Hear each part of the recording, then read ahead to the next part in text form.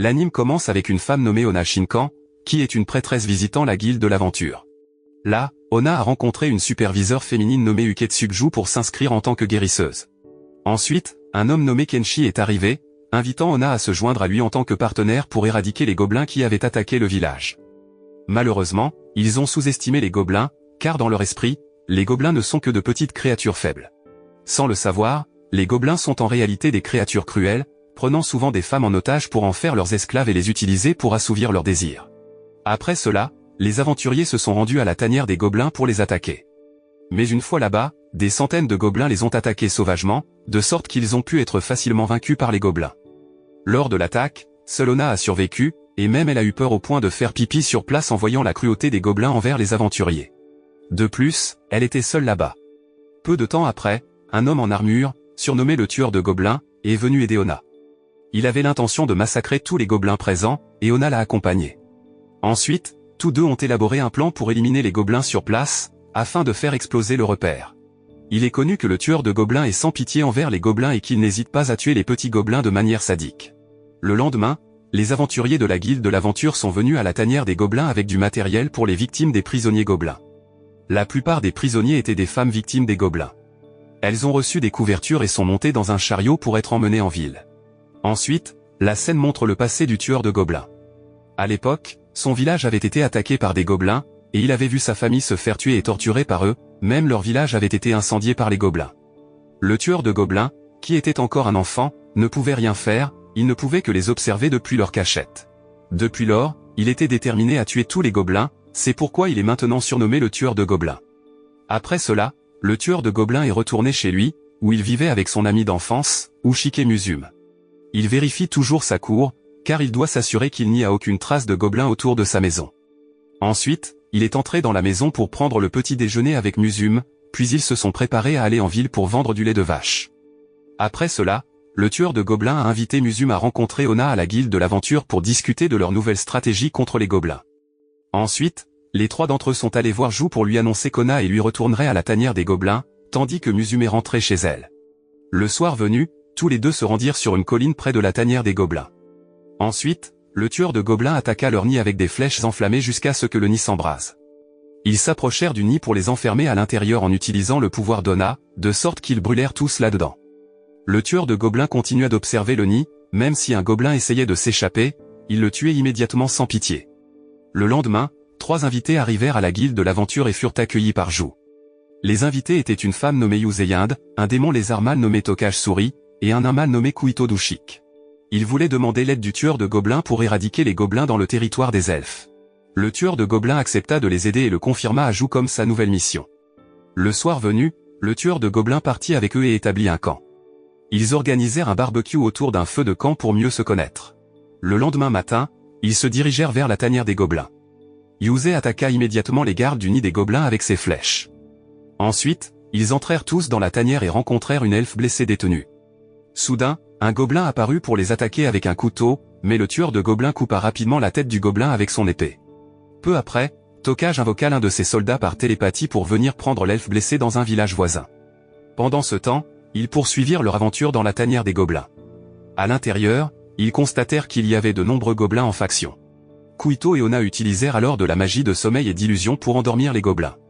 Ensuite, ils massacrèrent tous les gobelins endormis.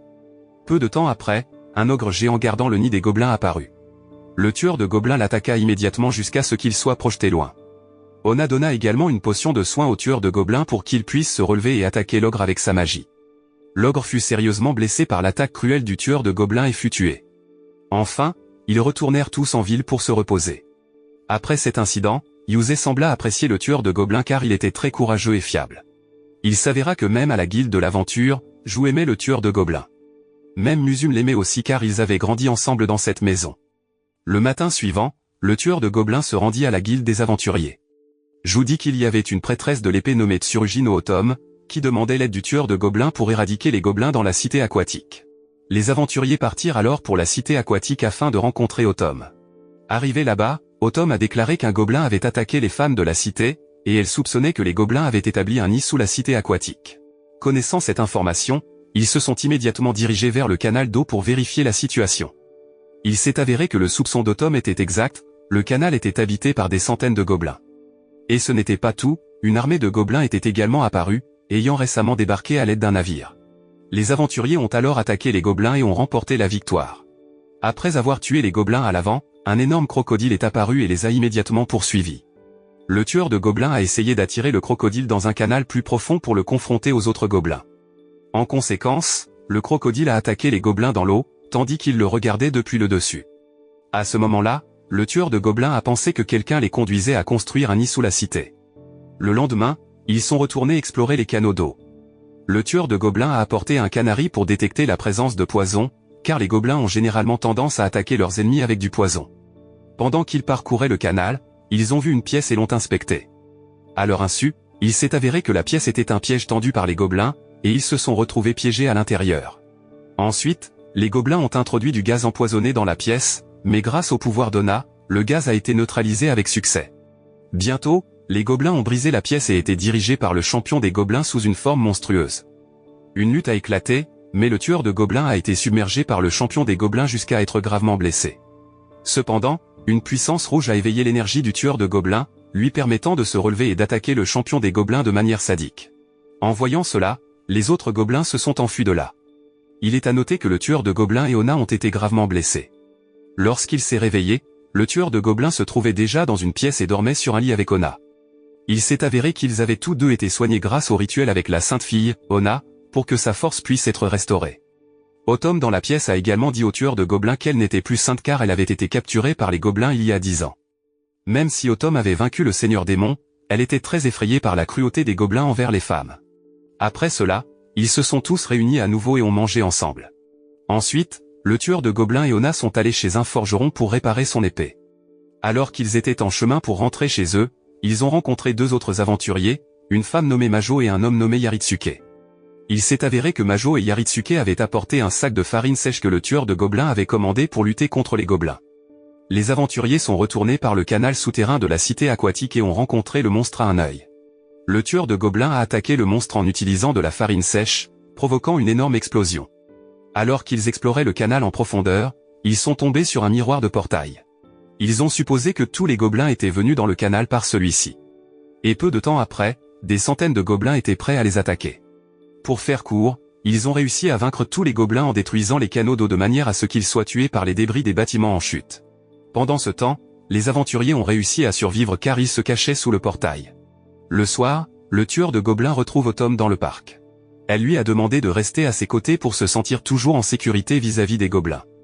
Mais le tueur de gobelins a refusé et a dit qu'il viendrait à chaque fois s'il y avait une nouvelle mission pour éradiquer les gobelins dans la cité.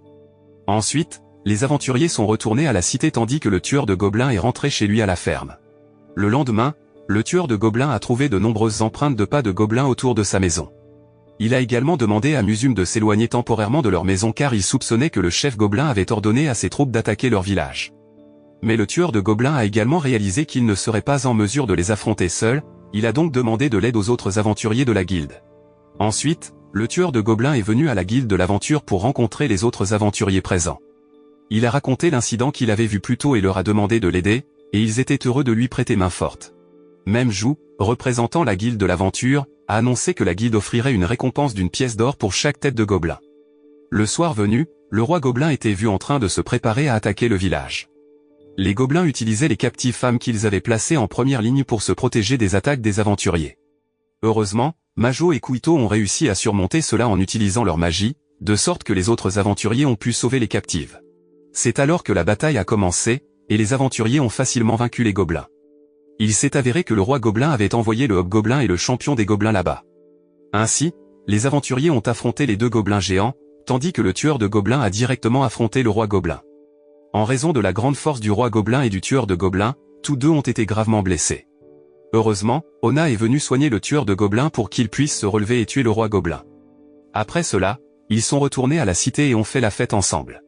Là, le tueur de gobelins a également retiré son casque de fer. De nombreux aventuriers étaient curieux de connaître le vrai visage du tueur de gobelins, car jusqu'à présent, il ne l'avait jamais montré. Après avoir retiré le couvercle de fer, les femmes présentes ont été stupéfaites de voir sa belle apparence. La morale qu'on peut en tirer est de ne pas sous-estimer l'adversaire uniquement en se basant sur son apparence physique, car on ne sait pas quelle force ils ont secrètement.